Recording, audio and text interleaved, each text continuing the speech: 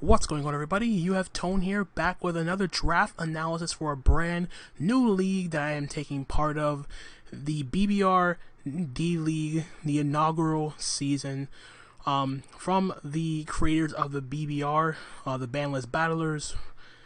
I don't remember what the R stood for. I am blanking right now, but regardless, this is essentially an extension of the BBR. Season 4 just recently wrapped up, and I decided to try to take part in another draft league, and I didn't have the time for that. YCL is still going on and winding down to the last few weeks, so I figured starting up with a brand new draft league. We have a bunch of new coaches, both new and old from my perspective, and yeah, this is going to be a really exciting time for me, as well as the fact with the new access to the 60-minute timer and all that stuff, we will finally be able to have realistic Wi-Fi battles without having to worry about being restricted for time for the first time in a long time. And I'm really happy about that, because no one likes a battle coming to a ending in a timer situation, and I'm really glad that they were able to clean that up. So yeah, with that being said, a couple other things to note here. First and foremost, as you see on your screen, there is something different about my team. For the time being, giving a bit of a hiatus to the Miami Marlins, as to the fact that for the most part I did want to try to change it up a little bit. Heading into Generation 9, the Marlins are still going to be there, at least from the YCL perspective, but since this is a new season, an inaugural season for the D-League, I decided to jump into the Gen 9 aspect a bit fresh. So for the foreseeable future, the Miami Marlins on my channel will now be known as the Miami Palafins, just to keep up with the Gen 9 lore, and I actually am the one who made this logo, and I'm really proud of the way that this thing came up. It's a little bit simplistic, but it looks cute and fun. So yeah, with that all out of the way, nothing much else to say in that regard, but I am really happy with the way the Palafins logo did come out from my perspective. But in any case, I am really happy with this new draft. It's going to be a lot of fun. I tried drafting a bunch of Pokemon that I have not used, for whether it be for Generation 9 perspective or in general, and you'll kind of be surprised with the mons that I got and that I didn't draft. Aside from like 2 Pokemon on this team, I haven't drafted any of these Pokemon before, so I'm really looking forward to diving into this, getting a feel for these mons, and yeah, it's going to be a lot of fun as far as I'm concerned. So enough rambling, let's get right into the team. So how this works is there were 16 coaches in the BBR D-League. The 16 coaches were separated into 2 groups of 8 coaches. They have their own separate draft pool, and each coach is given 120 points to draft between 9 and 11 Pokemon. Also, this league is also introducing something called a Terra tax for drafts, and what that means is you have 1 Pokemon on your team that you can declare as your Terra Captain, and your Terra Captain, with the Terra tax, the value of the Pokemon increases by 20% of that Pokemon's initial value. So for example, if I drafted Iron Valiant was 18 points. If you make Iron Valiant your Terra Captain, it's 18 plus 20% of that value of 18, so Valiant becomes a 22-point mon with the ability to Terra. As well as Terra itself, there is no free Terra in this league. What you have to do is you have to declare 1 typing as your stab option and another typing that's not stab.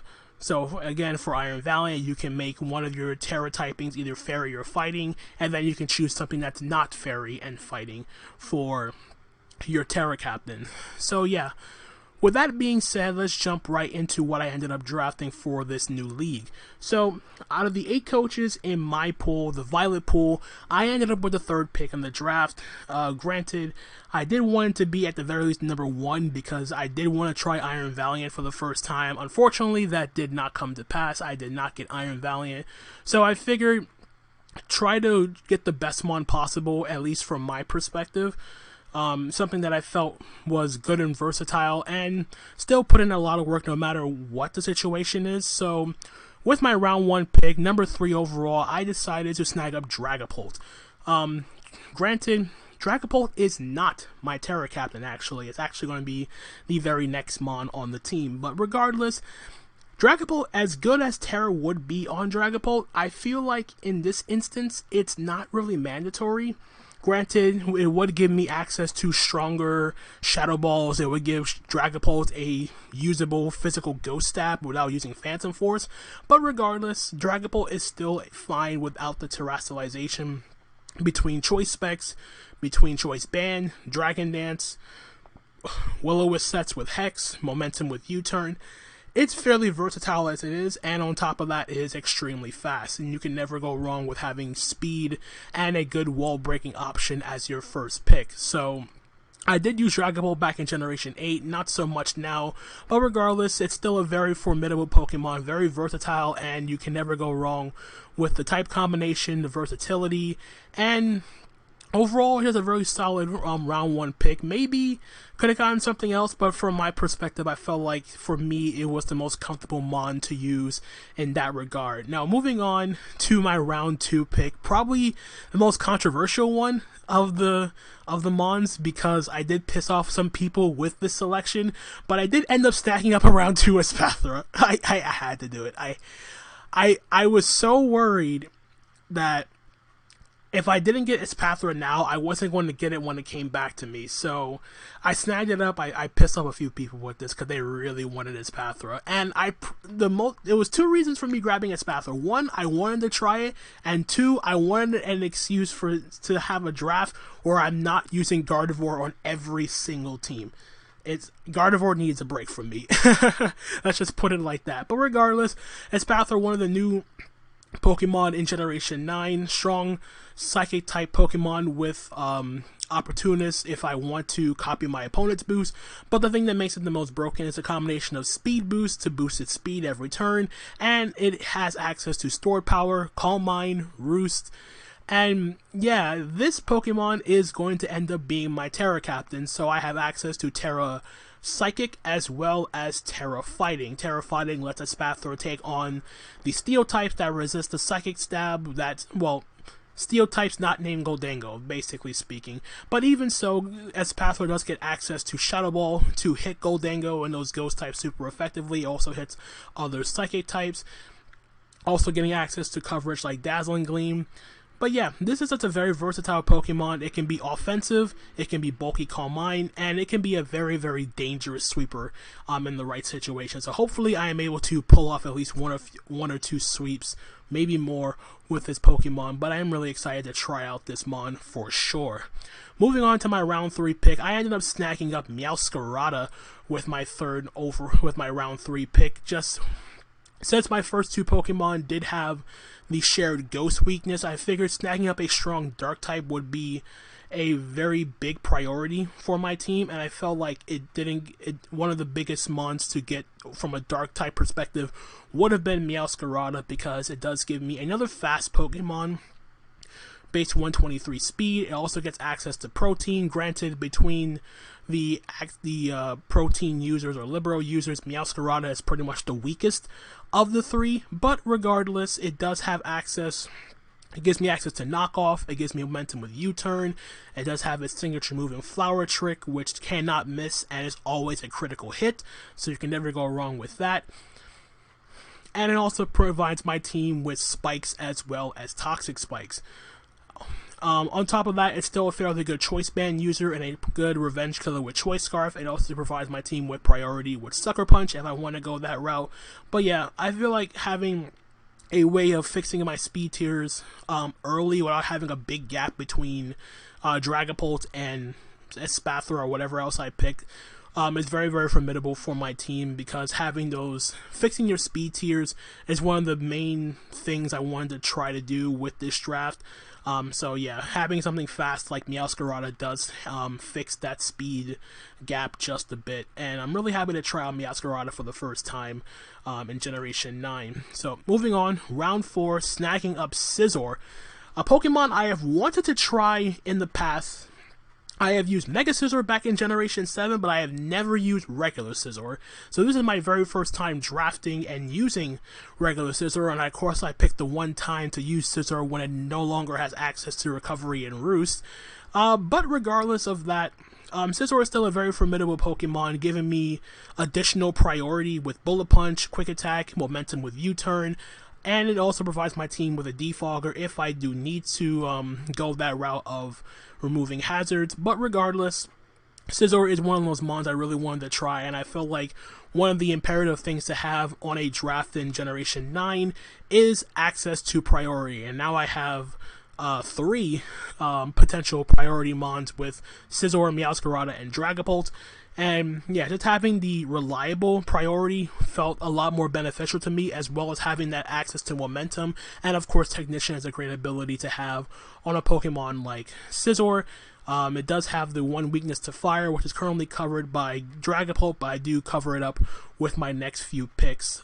So yeah, nothing else to say about Scizor. Really excited to finally try out this Pokemon after all the times in Generation 8 where that thing would go round number 2. But regardless, moving on, round number 5, we picked up Gastrodon, snacking up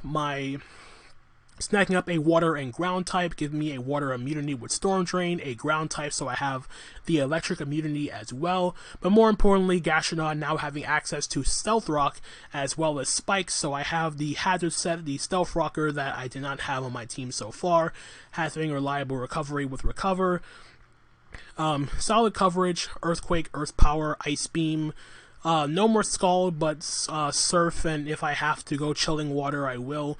But regardless, it's still a nice, it's a solid Gloomon for the team. Like I said, I need hazards, and I wanted to have the bulky water type going, as well as having the water and electric immunity, so I can never go wrong with something like that. So that is the Gastrodon. Nothing much else to say about that. It's just a very solid Gloomon for the team. So that is Gastrodon. Moving on, round number 6. We snagged up good old Garganacl here with round 6 pick. Another potential Stealth Rocker. It gives me a Rock type, so I get access to a Flying Resist, another Fire Resist for Scizor or Meowscarada without having to rely solely on Dragapult, giving me a sturdy Stealth Rocker. Also having the ability to set up and be a potential sweeper with Iron Defense Body Press or a Curse Body Press. And of course, the signature move of Salt Cure. You can never go wrong with Residual Chip on any Pokemon. Granted, they could be Covert Cloak, but at the same time though, having 2 potential Stealth Rockers with access to recovery is very, very nice. They do both have grass weaknesses, but I do have Meowscarada and Scizor to cover the grass weakness as well as the Dragapult, so I'm not too worried about that. But overall, I felt just having the extra Stealth Rocker, so I'm not forced to bring rocks on Gastrodon all the time, can be very beneficial for my team. And of course, Purifying Salt having the ability to weaken the ghost type attacks, which is beneficial for me since I have the Dragapult. I don't want to face the Garganacl that can come in on the Shadow Balls or whatever and take little to no damage from that. So having the one of the Dragapult switch-ins on my team benefits my Dragapult, so never go wrong with that. So that is the Garganacl for the team. Round number 7 though, picking up Cryogonal, a bit of a stretch to grab Cryogonal this early, but the amount of spinners that were in the draft or that was left over were pretty lackluster. Well, not really lackluster, but they were going off the board really, really quickly, and I felt like if I didn't get one now, I was never going to get one, or one that I felt like fit my team the best. And of all the spinners that were available, Cryogonal was the one that fulfilled the most holes in my team. First and foremost, I now have a ground immunity because my ground resist currently was Meowscarada, which is never a good thing to have. So I do have the immunity with Levitate. It gives me a spinner. It gives me a ice type. So I have the means of chipping down the bulky waters that can somewhat hinder some of the members of my team. Never go wrong with that. And of course, a spinner with access to recovery is never a bad thing to have, as well as just being able to be fat on the special side and just chew up special hits for days without having to rely solely on the on the Gastrodon to come in and take those special hits. So really nice in some circumstances, but hopefully I am able to make Cryogonal work in some way, shape, or form, as I feel like this Pokemon is pretty doggone good, although be it the situations where it can actually shine can become somewhat limited. But regardless, that is the Cryogonal. Can't go wrong with having a way of reliable removal without having to worry about defogging away your own spikes with the Scizor. So that is Cryogonal. So round number 8, snagging up Salazzle. Now, Salazzle did fit another number of roles for my team. I didn't have a fire type, let alone a poison, and I feel like having a grounded poison type was necessary, just because that way my team doesn't auto lose to like toxic spikes, and I don't really want to be running heavy duty boots on everything. So having a grounded poison would be a lot more beneficial for my team, and Salazzle was pretty much the only grounded poison that I felt comfortable using, especially considering it does have the ability with corrosion to poison other poison and steel types. I wish that ability expanded to being able to hit steel types with sludge bombs or whatever, but I'll take what I can get. But yeah, it's also a pretty nice and another fast Pokemon, so the speed gaps are pretty much dwindling. I'm more than less covered between Dragapult and Espathra very well, between Espathra being 105, Cryogonal 105, and then I have Salazzle here at 117, Meowscarada 123, and now Dragapult 142. So yeah, just filling out the speed gaps and making sure that they fulfill roles on my team that I really needed. And Salazzle, like I said, fit that need with a grounded poison fire type. Didn't have either of those typings, and it could potentially be a nasty plot sweeper if I so needed to do so. And it also gives me another Pokemon with access to knockoff aside from Meowscarada, so you can never go wrong with that. So that is my Salazzle. Moving on, round number 9, snagging up Hariyama, one of the Pokemon I definitely wanted to draft in this draft for this because of the fact that Hariyama did get a buff in this generation with access to Drain Punch. One of the main things that held Hariyama back, despite the fact that it had very good abilities with Thick Fat, Guts with Flame Orb, and even Sheer Force if you want to go that route, but the fact of being a bulky fighting type with the ability to have reliable recovery was one of the things that kind of hindered Hariyama, because as bulky as it was easily worn down by multiple hits that would require it to have constant wish support. And being able to heal itself off with Drain Punch is so nice to have in this for Hariyama. And on top of that, it does, like I said, with Thick Fat, I do have the access to an additional fire and ice resist, which some of my members are a bit hindered by. And on top of that, more priority with access to Bullet Punch. I already talked about it having access to Knockoff, Heavy Slam for the fairy types, so it has a multitude of coverage options, and it could be a good status absorber for my other physical mons if I need to go that route. So yeah, really happy about snagging up Hariyama. Really excited to try this thing out, as I feel like having that bulky backbone, that bulky mon in the back, aside from relying on Garganacl and Gastrodon, just really fits my team the best. So yeah, like I said, really excited for Hariyama. Hopefully it does well for me in this league. Moving on, round number 10.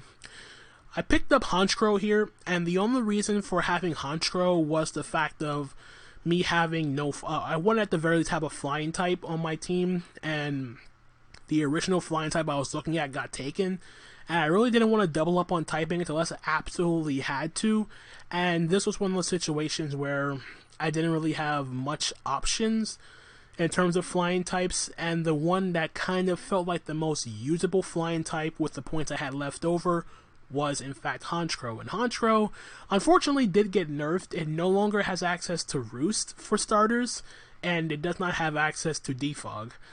So it's like, it's mostly just going to be stuck as that sort of offensive mon that you probably just slap a Choice Scarf on and try to revenge stuff and get boost with Moxie or whatever. So not saying it's going to be terrible, but the amount of times I could probably see myself bringing Honchkrow to certain matchups is kind of iffy. If there's any saving grace for Honchkrow at the very least, it does get access to U-turn now, which it originally did not have access to. So yeah, another momentum user is never bad, especially if I want to revenge kill something with a choice scarf, and it still hits pretty doggone hard between dark and flying stabs. Those are very, very difficult to switch into in the right matchup. So yeah, hopefully we can do some work here with our Honchkrow. Nothing much else to say about that. And then with the last pick, round number 11, we did need a fairy type, and we snagged up Dashbun with my round 11 pick, because pretty much everyone else had a fairy type on their team bar me. And at the very least, Dashbun does give me the access to wish support from my team, and it does have access to well-baked body, so I do have a fire immunity, which is helpful for the Scizor, helpful for the Meowscarada, and like I said, the poison and steel weakness is covered very, very well by Scizor, so I can't really complain about that, and no team is without some proper wish support for the very team. It can be passive in some situations or in some matchups, but at the very least, I also do have access to momentum, because I believe this thing does get Baton Pass, and Baton Pass is usable in this league, so I can wish pass, like slow pass, but I do have to worry about the fact that Dashbun's pretty quick for a wish passer, and unfortunately it doesn't have the HP to pass huge wishes, but having a wish passer nonetheless is better than having none for the draft for the team. So with that out of the way, that is going to be the team that I drafted for the first season of the BBR D-League. Hopefully I am able to do some work with this team. Like I said, a bunch of mons I have not used on this draft, so hopefully I do get acclaimed and accustomed to these mons pretty doggone quick. Let me know what you guys think of the draft, your comments, all that stuff. Be sure to check out all the other coaches taking part in BBR D-League Season number 1. And hopefully the Miami Palafins can do some work and hopefully work their way towards a championship. I also want to give a huge shout out to the commissioner, Grandmaster D-Ray, for putting together these graphics. Be sure to check out the BBR Twitter for updates for all the coaches. All the games will be coming on Monday. Team builders will be going up on Sunday, the day before every match. So yeah, I'm going to do my absolute best. Hope you guys are going to be along for the ride with me. Thank you guys so much for watching. And that's going to be it from me, guys. Again, hope you guys enjoyed. And until the next time, this is Tone, signing out for now. Peace out.